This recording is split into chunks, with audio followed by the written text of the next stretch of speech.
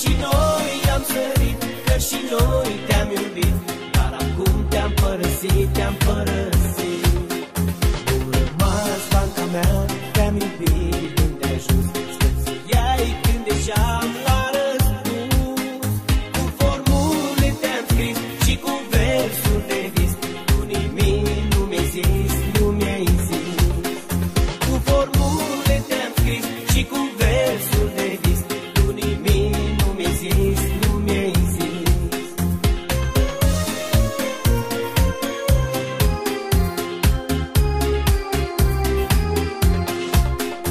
Nu rămas catalog îmbichit, prăbuit, despărțirea acum a sosit.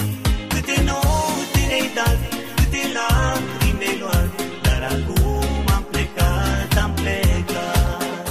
Nu rămas putem acum îndrăgiți profesori, chiar te v-am supărat uneori. Poate ni le-ați iertat, dar acum am plecat, drumul vieții de azi s-a schimbat. Poate ni le-ați iertat, dar acum am plecat, drumul vieții de azi s-a schimbat.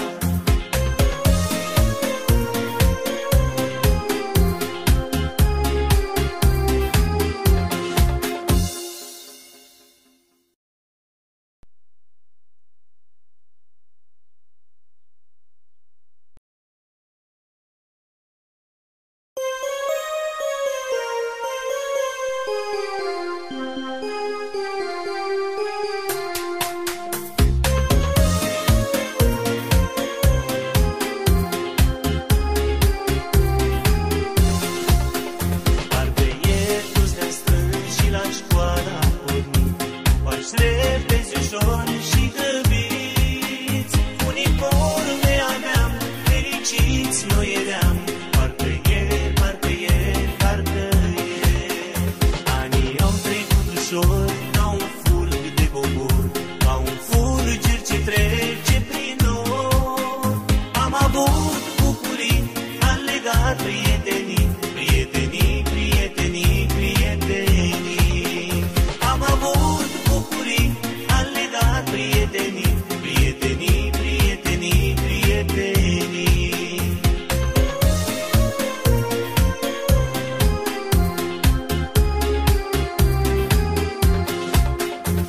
Urmați școala mea, alți copii vor veni, ce pe scări vor zburda, vor sări. Că și noi am sărit, că și noi te-am iubit, dar acum te-am părăsit, te-am părăsit. Nu rămas banca mea, te-am iubit unde ajuns, sper să iei când deja-am la răspuns. Cu formule te-am scris și cu versuri de vis, tu nimic nu mi-ai zis, nu mi-ai zis. Cu formule te-am scris și cu versuri de vis, tu nimic nu mi-ai zis, nu mi-ai zis.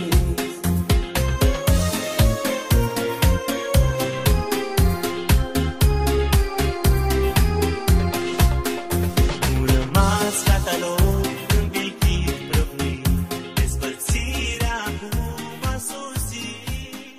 Câte noi.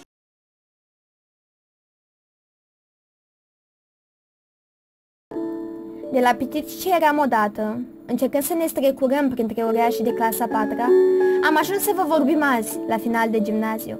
E ironic cum au trecut anii.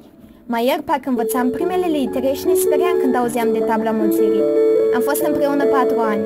Am trecut împreună prin teste și ascultări ca firul prin ac. S-au legat prietenii strânse, care nu pot fi rupte nici acum. Ne-am format amintiri împreună, amintiri valoroase. În acest timp, ne-am schimbat cu toții enorm.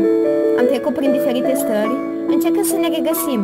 Am aspirat mereu să ne descoperim pe noi înșine, să aflăm cine suntem și am făcut asta împreună. Ne-am certat și ne-am împăcat. Am râs și am plâns. Am suferit unul alături de celălalt. Iar asta ne-a apropiat. Am învățat că, înainte de a crește ca oameni, trebuie să creștem și ca suflete. Când am intrat pentru prima dată pe ușa clasei noastre, priveam uimiți în jur, încercând să ne dăm seama ce căutăm noi acolo. Astăzi, călcăm pragul pentru ultima dată, cu sufletul plângând de apăsarea despărțirii. Înainte să ne dăm seama, am crescut în inimile celorlalți, iar ceilalți au crescut în inimile noastre. Locul pe care l-ați ocupat voi în sufletul meu va fi veșnic acoperit de amintirea acestor 4 ani, pentru că iubirea pe care o simt acum nu poate fi înlocuită de niciun alt sentiment. Cu toate că nu vrem, trebuie să ne separăm. De la dinozaurii școlii, așa cum ne-a numit domnul director, vom ajunge să fim bobocii liceului. În acest continuu proces de învățare și de aplicare a celor învățate, drumul nostru va fi presărat și cu obstacole, și cu greșeli din care vom extrage învățături. Însă, un lucru e sigur, oricât de împliniți și de fericiți vom ajunge, tot vom privi cu nostalgie în trecut și ne vom aduce aminte de această perioadă din viața noastră, ce urmează să se încheie. Dragi colegi, vă urez tot ce e mai bun, să vă împliniți visele și niciodată să nu ezitați să vă întrebați dacă persoana care sunteți e cea care vreți voi să fiți. O parte din sufletul meu vă aștepta mereu, în aceeași clasă peste care se va așeza praful, în aceeași bancă mirosind a lemn vechi, peste 10 ani, peste 20 de ani, peste 50 de ani. Dragi profesori, fără voi nu ar fi reușit. Pe lângă gramatică, geometrie și istoria predată, ne-ați învățat de asemenea și câte puțin din ceea ce o să urmeze pentru noi. Acum putem spune cu mândrie și admirație că suntem absolvenți ai Școlii Generale Pahome C. Vasiliu Gărămești. Vă mulțumim!